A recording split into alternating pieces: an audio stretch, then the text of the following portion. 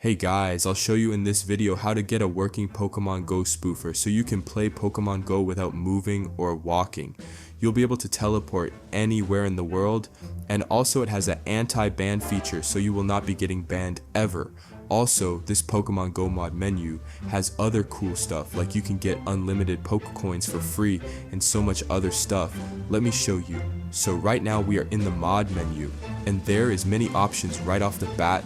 I will just click Spoofer, and it will tell me where do I want to teleport to. So I would have to put in the specific coordinates or the city I want to go to.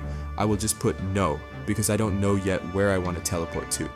Let me show you guys also that I can get free items and unlock everything. So as you can see, I will press the Pokecoins here, and it will add it to my balance for free and get me all the items I want instantly. So this is probably one of the best Pokemon Go spoofer mods out there for free. If you guys want to learn how to get it, keep watching as I will show you that now. Alright, so now that I showed you guys the app and that it works, I will now show you guys all how to download the app very easily and fast. But before I show you guys how to install it, if you're on iOS or iPhone device, we have to change some settings in our phone really quick before you can download it. If you're on Android, you don't have to change any settings, only iOS devices have to make the changes. So first go into your battery settings and make sure low power mode is turned off. This is very important and can mess up the install if you leave it on. After we get the app, you can revert all your settings back to normal, so don't worry, it's just for the install. Then after you guys turn off low power mode, go into general settings, then find background app refresh option, and make sure you have it turned on to Wi-Fi or Wi-Fi and cellular data. It cannot be off. If it's off, it can also mess up the install. Okay, anyways guys, and now ready to get our app installed.